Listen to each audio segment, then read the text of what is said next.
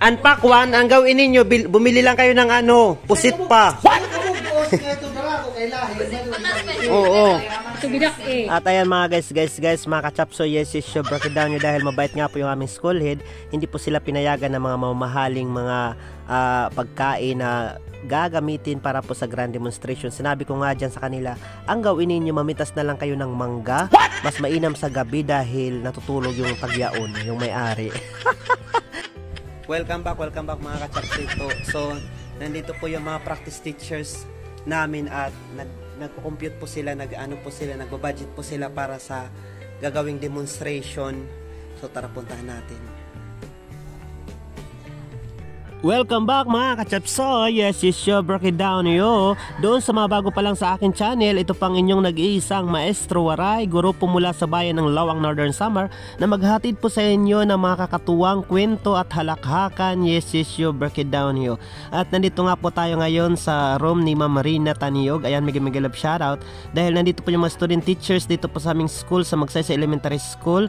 Nagbabudget po sila para sa kanilang gagawing grand demonstration sa mga darating na araw. So guys, ito po sila yung mga student teachers dito sa amin. Para po sa kaalaman ng lahat, ang mga student teachers po, sila po yung mga student teachers ng mga universities na nangangarap na maging guro, at sila po ay nandito sa aming school para po mag-practice kung paano po maging guro, maging isang ganap na guro. Ayan, tinuturuan namin po sila, ginagabayan po namin mga mas nakatatanda mga teachers para sakaling dumating ang panahon na sila ay nasa field of education na, sila ay handang-handa na at alam na ang mga gagawin sa pamamahala sa mga batang makukulit at mga pasaway. Yes, yo. Kakibat ng kanilang pagsasanay ay ang pagtuturo sa mga bata sa patnubay ng mga guro, at syempre magkakaroon sila ng tinatawag na grand demonstration o magpapakitang gilas ang isa sa kanila sa harap po ng mga guro at syempre ng mga panauhin. At sa kabutihan ng aming school head, hindi pinayagan ng mga student teachers na mag-contribute ng malaki dahil kami din po mga teachers ay mag-aambag para po sa snacks.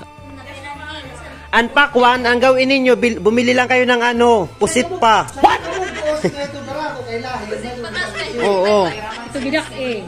At ayan mga guys, mga kachapso, yes, break it down nyo dahil mabait nga po yung aming school head.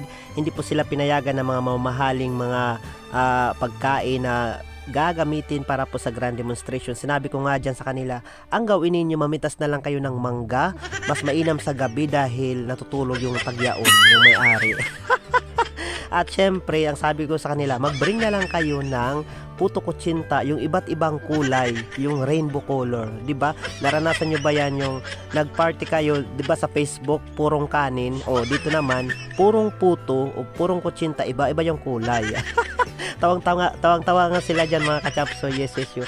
Pero mainam din po dahil mababait po yung mga batang eri, ayan, hindi po sila nagreklamo diyan, at mainam po dahil hindi naman po kamahalan yung kanilang contribution para po sa pang-snack lamang. At dahil nga po ayaw po na aming school head ng magarbong preparasyon, ayan, mainam din po na ang kanilang mga professors and instructors ay mababait din po at hindi naman po sila nagde-demand ng mga mamahaling pagkain. Kaya nga ang sabi ko nga sa kanila diyan ay mamakulod na lamang sila at maglapuan ng ganas.